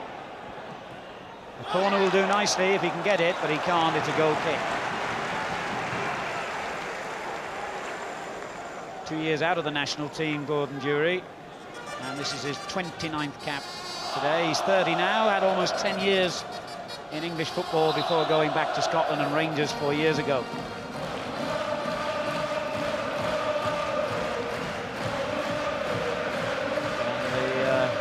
Adopted Dutch anthem. It's not the national anthem, but it's the one the supporters have sung and brought to stadiums all around the world. They're always tremendously good-humoured and wonderful fans to be around, the Dutch. But so too, anyone will tell you, are the Scots, who've behaved themselves impeccably wherever they've gone. And we do have a good mood inside the stadium today, and we've had a good game to reflect it as well. Now then, Bergkamp, what can he do? McCall with a very good tackle. It's a decent clearance by Gorham, and Jury couldn't quite touch it on to Spencer. Davids, the Milan player, finding Vichka. It's a glorious ball for Jordi. Bergkamp in the middle, so is Seedorf. Danger here for Scotland. McKimmy's tackle, corner. Hard in the mouth time, though, for Stuart McKimmie in Scotland. The Dutch fans screaming penalty. That looks an excellent challenge, but that was great build-up play. Young Jordi just spun, and Wichka played the one in over the top. Left McKimmie dead. Jordi makes a nuisance of himself on the goal line. The Kock, the centre-back, comes to the near post.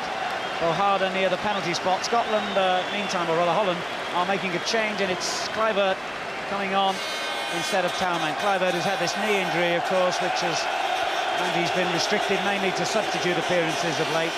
But now the European Cup winner of 2 years ago is on. Couldn't quite get his first touch from the corner, but they've got another corner as it was flicked away by the Scottish defence. Some sort of a player to bring on at this stage of a game, isn't it? And we all remember 2 years ago in Vienna what impact he made as a substitute in the Champions League final. Scored the winning goal that day. Came on as a substitute in Rome in this year's version of that event. Didn't do quite so well. But tries to get in here, and Bergkamp got the final header over the bar.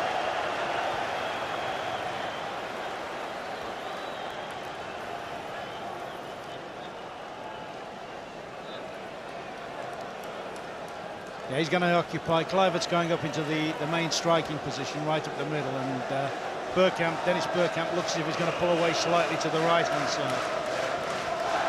I don't think he'll play as a right winger, Bergkamp, but he'll play in that little position in between Boyd and Henry. He's got a wonderful scoring record for his country, Dennis Bergkamp. 24 goals in 45 internationals before today. Here's McAllister for Scotland. Teases one forward, looking for Spencer. It comes to McKinley. McKinley with a good ball, but a wild effort by Jury, who had more time than he realised, really, and a bit of composure then. would have paid dividends. Easy for me to say, I know. Oh, that was a great opportunity, though. Great setting up play by McKinley. Caused, first of all, by Spencer's, if you like, unselfish running, pressurising defenders, keeping defence occupied. And that's a good spot. He's left him completely there, and he's thrashed wildly at that. Gordon Jury, particularly for a guy that's scoring goals at the moment, as he is doing up in the Scottish League, really have expected a little bit more clinical work from him. Goals at this level are like gold dust, and you must take opportunities when they come along. And so far, both sides have been guilty of wasting them. Yeah, there's been some good opportunities considering it's a no-score draw at the moment. Scotland had 2 or 3. Certainly they've had 3 or 4 of the Dutch team. Now Vichka causing problems for the Scottish defence here. Jordi belted it across, but offside against Jordi when the ball was played to him. You've got to applaud Vichka's honesty in a way there. I think that second challenge as he weaved into the penalty area, a few players would have gone down here on. Vichka's been very, very impressive. He's probably seen that he's still in with a great chance there to set something up, but he's been very impressive, Vichka. I mean, I saw him play for Blackburn once or twice, and he looks as if he didn't over-fancy our Premiership. But certainly on the evidence of today, he's looked smashing. He's looked like another great left-sided midfield player they had in the European match, Arnold Muren. There's Kluivert, his first touch of the ball. Still only 19, incredibly.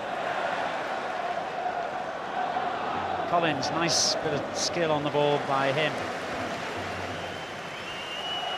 And I think Scotland will have impressed a lot of observers by what they've produced so far in this game.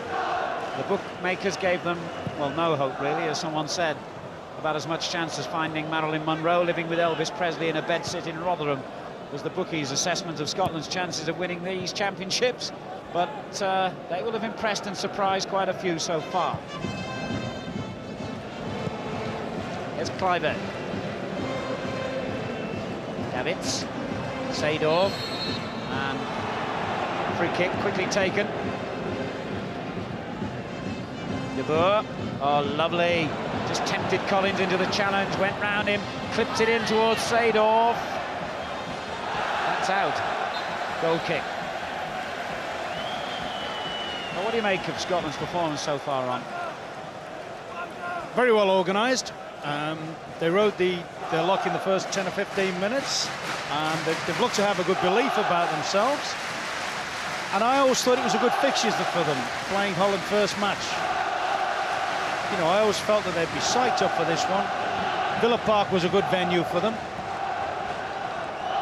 You know, it enables their fans to have the atmosphere, and it has been a great atmosphere. It's at the moment you sense that both sets of fans are now looking more as spectators than supporters. They're both wondering which side's going to come out on top,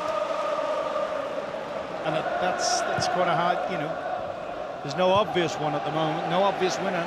No, it's a hard one to call midway through the second half. In fact, the only other time Scotland have ever played an international fixture at Villa Park, they beat England 1-0 to win the British Championship back in 1922. They've taken a little bit of encouragement from that ancient statistic. There's Gordon Jury for them. So that's another goal kick. Is this to end, like so many of the opening games in these championships, as a draw? Well, at the moment, concentration is on the halfway line again, where there's going to be another substitution made. De Boer is the player who's coming off here, and his place will be taken by Aaron Winter. That's a surprising one, that. I mean, I must admit, I think Aaron Winter's an excellent player. You know, a little bit surprised he wasn't in the original lineup, but De Boer for me has been excellent. Winter, who plays his club football in Italy for Inter Milan, on in place of De Boer. So both teams have made 2 out of the 3 allowed substitutes. Now McKimmy's gone down holding his knee after that challenge on Jordi, but players gone on. Jury and Bohada battling. Ooh, that was a dodgy looking ball by Bohada with Spencer lurking, but he got away with it. And finds Vichka. This looks a good attack for Holland. They've got a lot of orange shirts forward here, but what a poor ball, and surprisingly, by a man who's had a very good game, Richard Vichka.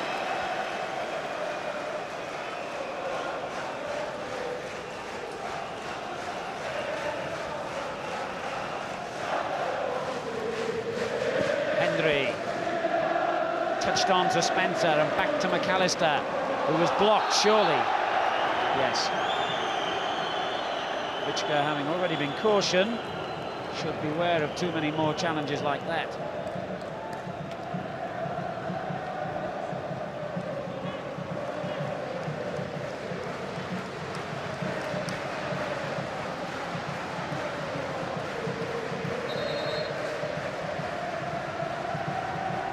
McAllister and McCall over the ball for the free kick.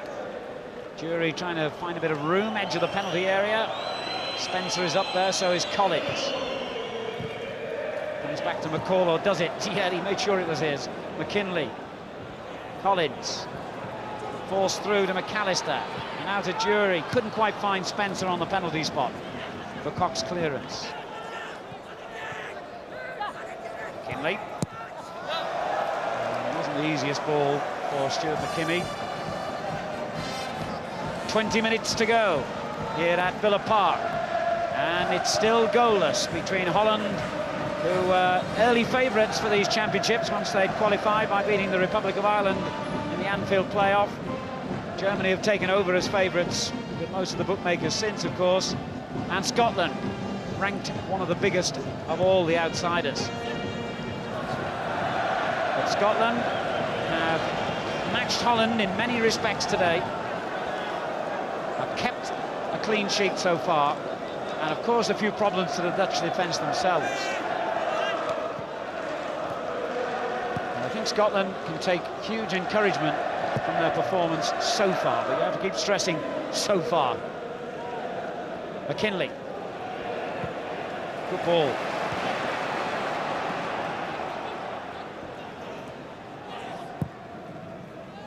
Well, that wasn't, I'm afraid.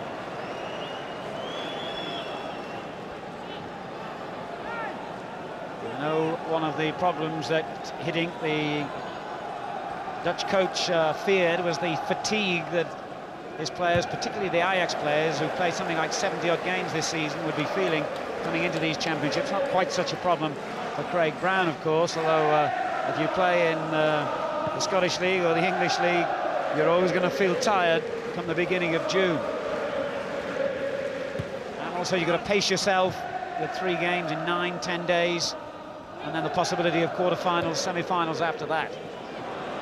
I wondered if that was the reason De Boer was substituting. You know, looking at that, whether he's saying, all right, we've got to try and spread the load a little bit. I've got a first-class replacement in Aaron Winter, and there's a possibility we would, you know, from the Dutch point of view, they'd like to think that they've probably 4 or 5 games at least to play in the tournament. McKinley goes forward for Scotland and finds Spencer. Scotland's throw. And McAllister might try and haul this one in. Sometimes Henry comes forward for these, but not at this point of the game. 18 minutes to go. It was short anyway, and McAllister has it back again. And does well to lose Vichka. But he hasn't lost him. Vichka wins the ball back again. He's got Kluivert and Bergkamp, and picks out Bergkamp, and on it goes to Seedorf. Danger here for Scotland. Seedorf lines up the shot. Good block by Calderwood and Henry. That was a sharp, incisive break. You just wonder whether Seedorf might have shown a little bit more and gone at Calderwood. Calderwood was 1v1, last man. You thought, just go on, gamble a little bit. Well, on corner count alone, Holland will claim they are moral victors here. But the scoreline at the top of the screen is the one that matters, and that still shows 0-0. 17 minutes to go. Boyd getting up well to clear the corner. Winter gets his first touch, the most capped player in their squad. It's his 55th appearance for them this today. Used to be a teammate of Paul Gascoigne's at Lazio in Italy. Kluivert knocking it in long. Bergkamp tries to get there. Gorham fists it away. and McKinley completes the job. But a dangerous little period for Scotland as Holland press. Reisiger. Now Davids. Scotland marking tightly in their half, not many options.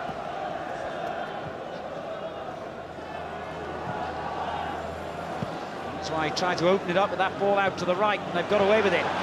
Vichka, who switched from left to right wing, and a good-looking cross. And McKimmie made a mess of his attempted clearance, and Hendry to Scotland's rescue.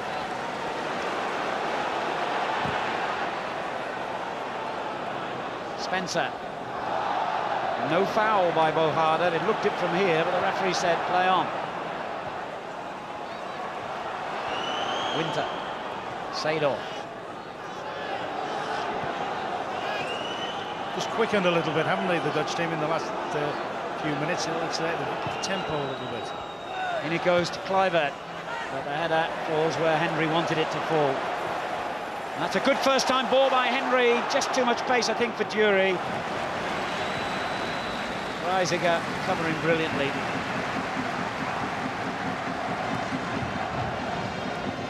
Well, these are the moments when games are won and lost. The last 15 minutes, when fatigue is bound to play a part.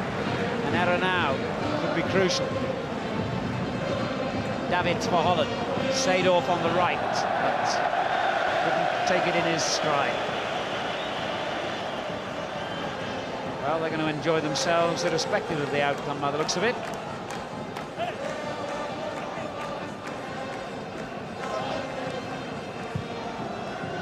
The Scottish fans, noticeably and unusually for them, quiet at the moment. This is a good period by Holland. Jordi going forward for them. Foul by Hendry, free kick, and in a dangerous, dangerous position, I'm afraid.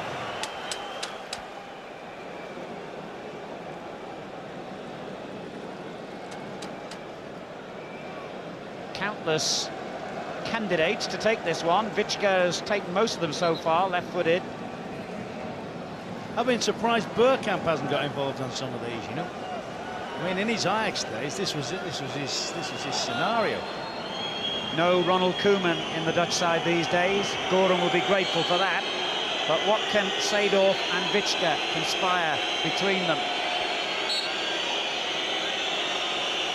Seedorf hits it, it flicked off the wall. Holland have a corner. A little variation and partly successful.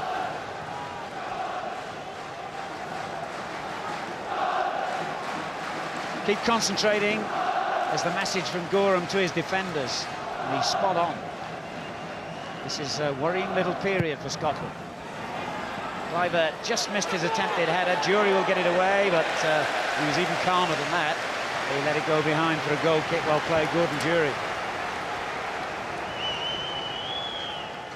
Kluivert feared he would miss these championships altogether after his injury, and of course that charge of death by reckless driving, over which he feared a jail sentence. He didn't get that in the end. Now a third substitution about to be made, and Vichka, who's had a very good game, is being replaced by Philippe Cocu, who plays for PSV Eindhoven and will fit into that left midfield position. Made his debut in the recent friendly against Germany. You're right about that. I think Vichka's been another one of the stars. I think he was absolutely brilliant. Strangely enough, two of their most effective players are back on the bench in De Boer and Vichka. Scotland won't be unhappy about that. Calderwood wins it back for Scotland. Well played. Hendry.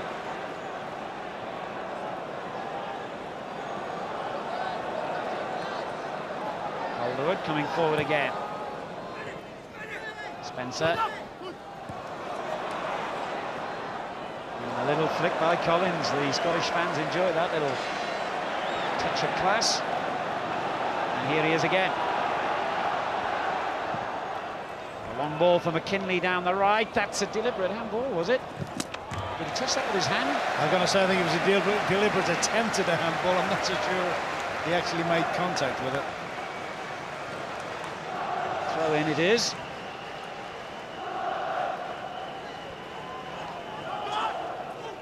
McCall. Another claimed for handball, but Scotland again are turned down. It's a good ball for Winter. And Bergkamp in a very deep role now, which is where he would have preferred to start the game, of course. And with Kluivert on, perhaps he can revert to that a little bit more. And he's made a good run down the centre here, but the ball didn't come into him quickly enough. Jordi. Good ball for Seedorf. McCall bars the way to goal. And Calderwood with the clearance. Scotland have come back well again after that little period of Dutch pressure. Just over 10 minutes remaining.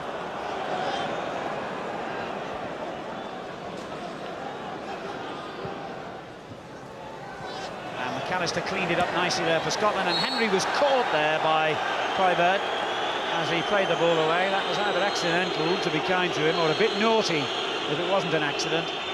Sort of thing that players hate when they play the ball forward like this, and the outstretched boot of the forward catches them. Accidental. Certainly wasn't an intentional one, that. The ball's in the loose, and you see Kluivert, both legs are outstretched. Henry's just a little bit unfortunate that he's wrapped him across the ankle, but it's an accidental one. He's all right. Scotland's Rob Roy figure, Colin Henry's even got the thistle emblem on his wallpaper at home, apparently. A fiercely patriotic Scot.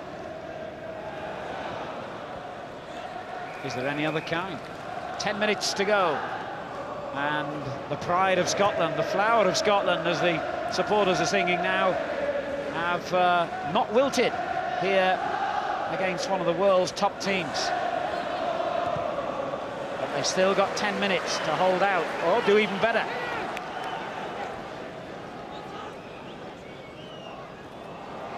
Seedorf beaten by Boyd this time. Bergkamp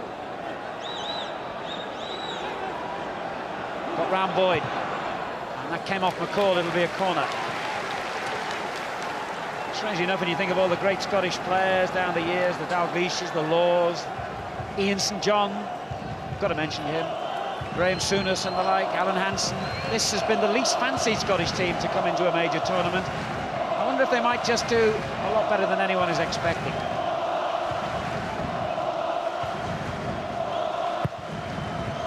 That's a dangerous looking corner, but Jury got it away from danger.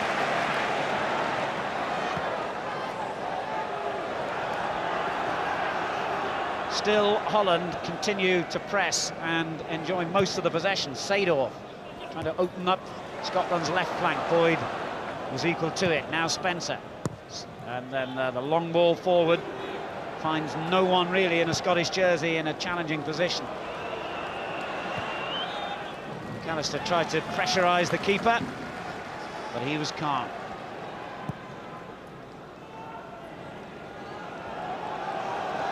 Davids for Holland.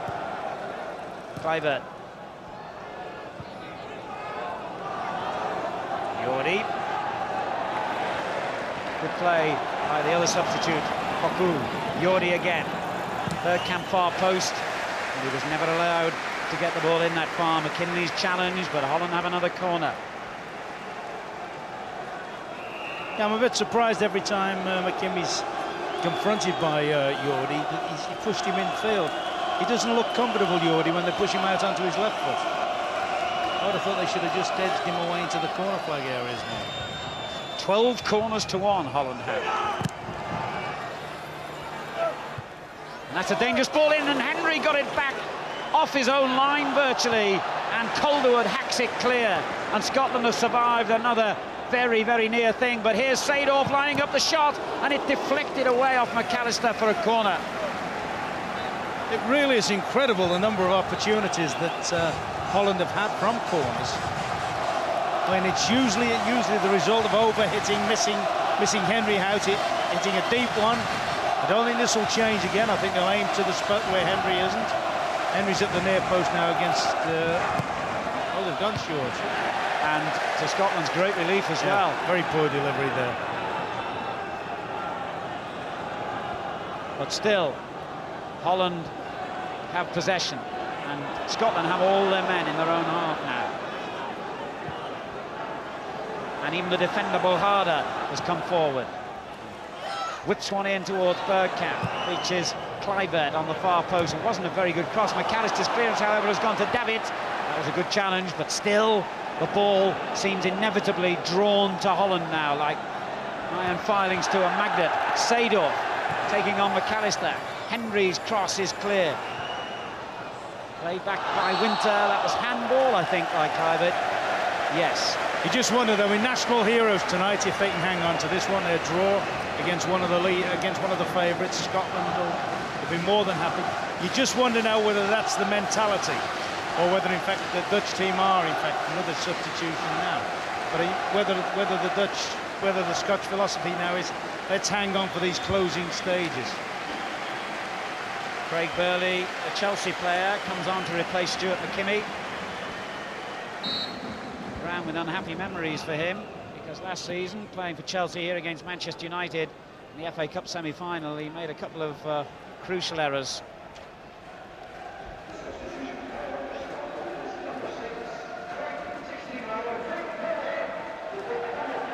So all 6 substitutes have been used now, if I've kept count. 5 minutes to go. And the one statistic that matters most of all is there at the top of your screen. Netherlands 0, Scotland 0. And if it stays that way, I think you have to put this down as a major, major triumph by Scotland. But it's a big if, as Kluivert comes forward, missed his header, and Scotland live again. Davids plays it in, that's a good ball too. Seedorf shot! Dear, oh dear, that's let a charm life, that goal today. It really has. Someone up there smiling on Scotland. Well, fortune favours the brave here. Seedorf turns in field, just gets a deflection off the shoulder. Another corner. I think this will be corner number 13 for Holland. I hope that's not significant.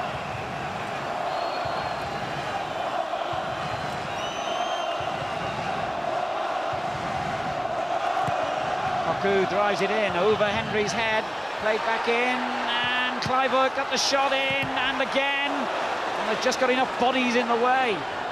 Another corner. The pressure continues. You know, the amazing thing is the number of times that the ball actually goes over a Scottish head from the first ball in. Can Scotland hold on here against this enormous late pressure from Holland? 4 minutes to go, and Holland are really turning the screw now. A succession of corners and shots into the packed penalty area, but Scotland are holding out. And make no mistake, a draw here for Scotland would be a tremendous result. But also, I've no doubt, the England party watching at home or in the hotel would regard as a very good result for England as well. It would mean that all 4 teams in the group have got off to a 1-point start to the championships. It would also mean, of course, Alan, they'll be facing a very much a pumped-up Scotland on Saturday. Gorham's clearance, picks out Boyd. Spencer. McAllister. Well played, Scotland. Good stuff.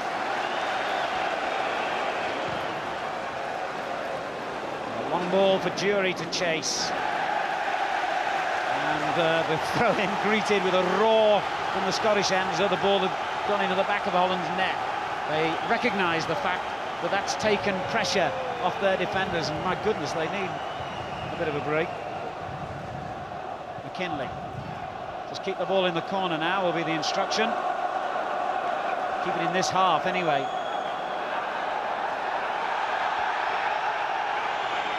Jury's doing well. Did exactly the right thing. About another 20 seconds has just ticked away.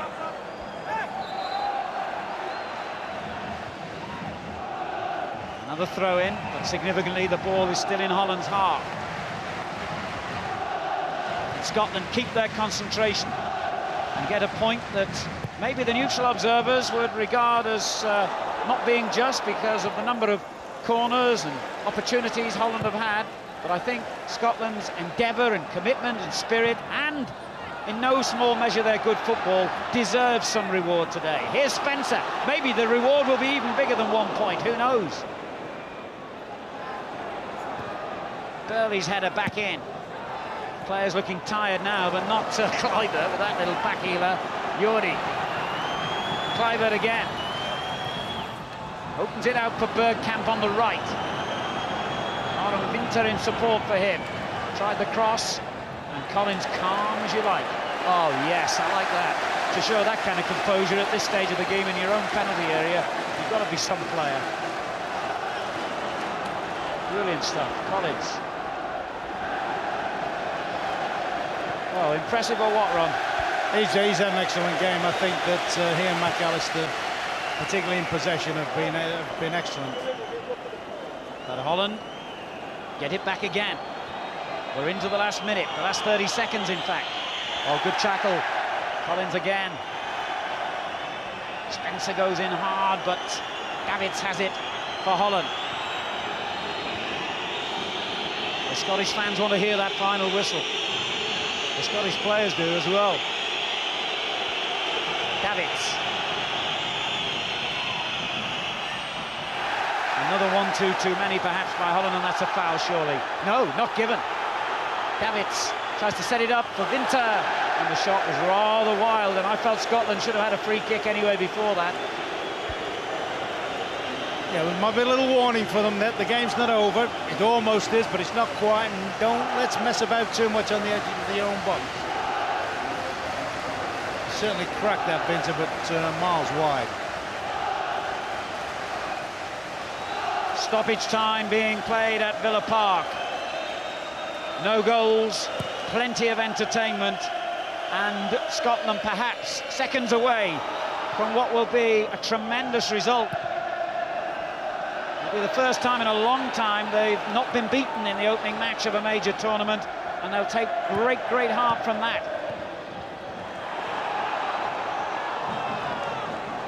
And Jury working hard to try and win it back, but Holland come forward again.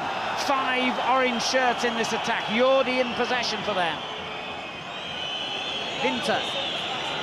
And now Bergkamp. 3 in the box for Holland. But blue shirts wherever you look. Set up for Davids. And as long as they have to keep shooting from that range, Scotland have done their job. Yeah, that's the frustration creeping, and that's twice. Once with Davids, one with Winter, whereas they could have put another pass into a player in a better position than that. But that's all credit to the Scots. They forced Holland into that sort of frustration. The Scottish fans believe the job is almost done now.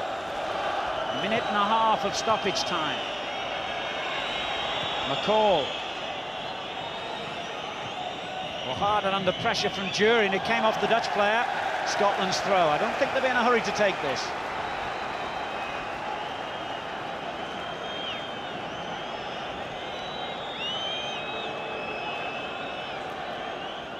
Jury will work it into that corner again. And gets another corner. The old pro using his head.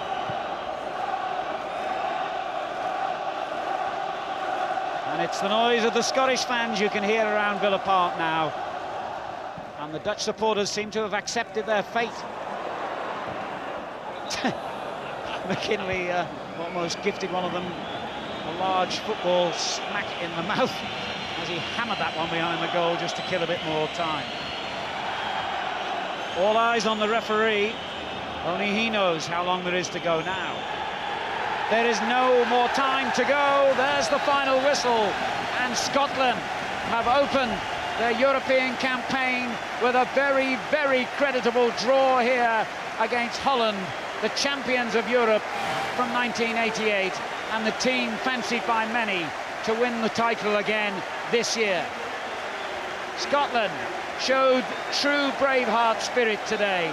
They got bodies in the way when danger threatened. They had that brilliant early save by Gorham. They had a little bit of luck, it has to be confessed, particularly when Holland surely should have had a penalty when Collins handled a goal-bound shot on the line. But I think Scotland deserved to go away from Villa Park with something, and that's exactly what they've got. One very precious point indeed. And now The stage switches to Wembley on Saturday, and the clash they've all been waiting for, Scotland against England. They've got a few days to look forward to that and enjoy what they've achieved here today. The final score at Villa Park, Holland 0, Scotland 0. More news, views and interviews right after this break.